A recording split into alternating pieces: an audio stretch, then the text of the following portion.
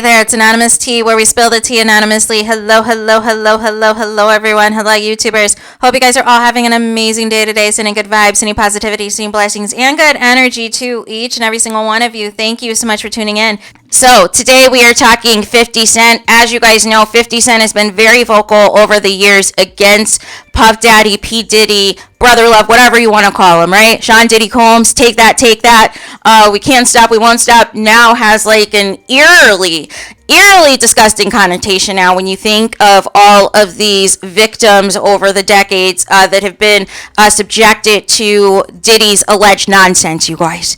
But as you guys know, I did a previous video where I did a video on 50 Cent basically saying he's going to be coming out with a documentary that is going to detail all of Diddy's alleged sexual assault crimes. And so he came out today basically, yesterday, after the fourth sexual assault victim dropped her case and dropped her details in her lawsuit that she was being represented by the same attorneys as Cassie. Not that the case was dropped itself, but I mean dropping like it came out, like it was released.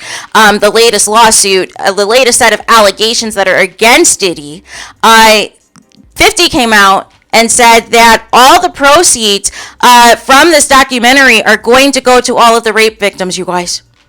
And that is just, that is the thing, right? So he had said on social media, he said, "My God, 17 was no one off limits."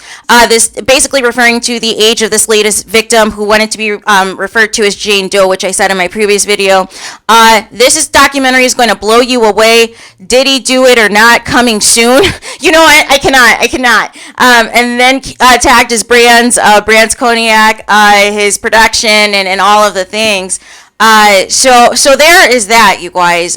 He said all of the proceeds are going to be going to the victims, and it's just unfortunate that I thought by now, with the seriousness of these allegations, more people besides Kimora Lee Simmons and 50 Cent would be speaking out against this, would be in support of the victims. But all people are doing, they're like quietly distancing themselves from Diddy, but then at the same token, they don't want to be too vocal about anything or too obvious about anything, because if any of them have been present at any of these alleged gang rapes or situations where people are drunk and high and being taken advantage of sexually, they don't want their tea out there. They don't want their business out there, so they're trying to tread lightly and basically let Diddy hang himself, right? And just let Diddy be the scapegoat, kind of what people did with R. Kelly, although R. Kelly probably has tea on some of these other people who were with him at these, incidents and sexual assault cases that allegedly took place with these underage victims. You can't tell me. People have worked with R. Kelly in the past. People have been on tour with R. Kelly in the past.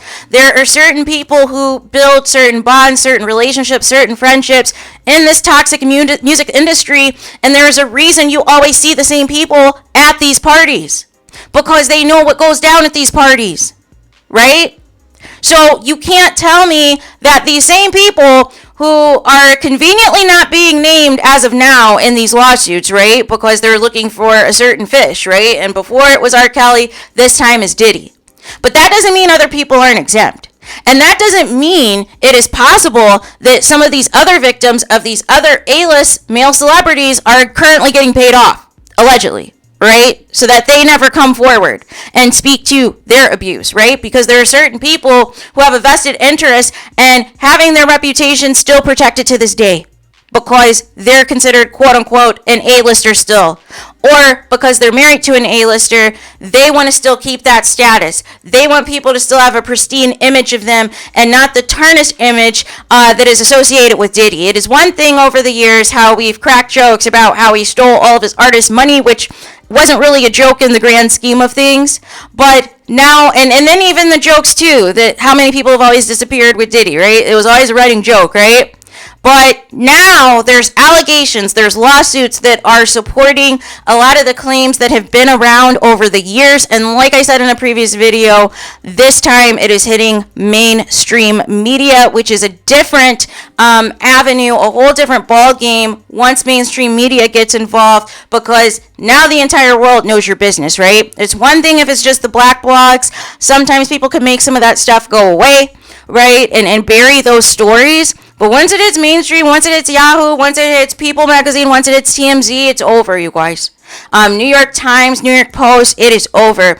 And specifically with these lawsuits, they're detailing these alleged, incidents, and they're specifically naming people that are within Diddy's circle, past or present, who would have been there when all of this stuff took place, or enabling the situation, or participating in the foolery themselves, you guys. So it can't just be out of nowhere. Everybody can't just be lying. And for you to have detailed events of when this happened, who was there, how all this came to be, and people are still questioning you, and people think that you're trying to do a quote unquote money grab, is a slap in the face, you guys. It is an absolute slap in the face, because how can a victim remember specific details of her assault, of her being gang raped, allegedly, and you're still calling her a liar? And she is able to identify specific people that were in your circle at that point in time. She is able to provide receipts that she was physically there. There are pictures of her there, and possibly videos and other media that exist, because allegedly that's how sick this man is, of filming these encounters with underage girls and filming her getting gang raped and all these things. So the audacity to try to say that these people are lying and just after your money is a joke, right? A lot of times victims settle because they don't want to go through the brutal process of a trial and a brutal process of a deposition, where they don't even have to, not only recount everything that they've named in the lawsuit, but expound on additional details of alleged encounters that took place and potentially implicate even more, things that are even more heinous than what is in the original lawsuit. So no victim wants to go through that. They want this to be resolved as quickly. That's why you have issues with so many people who refuse to report their sexual assault. There are so many victims who are scared to report anything, because the first thing is what they're being accused of. They, people like Diddy, people who are rich and powerful like Diddy, will come out and be like, oh, you're after my money. I don't believe you. You're lying, right? This is a money grab. So then that tries to scare people or pressure people into silence. But Cassie has flipped it. She has completely flipped the script, and we're going to see more victims coming forward, just like this fourth accuser, right? And it wouldn't be surprising if, it's the same attorney that has them all lined up like ducks to basically, unleash, right? Each and every week. Right? We're not even done with the year 2023, you guys. We still have a few more weeks left, and we are just scratching the surface of all of this.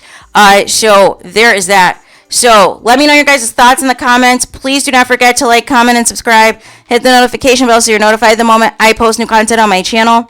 And with that being said, I'll talk to you guys again very soon.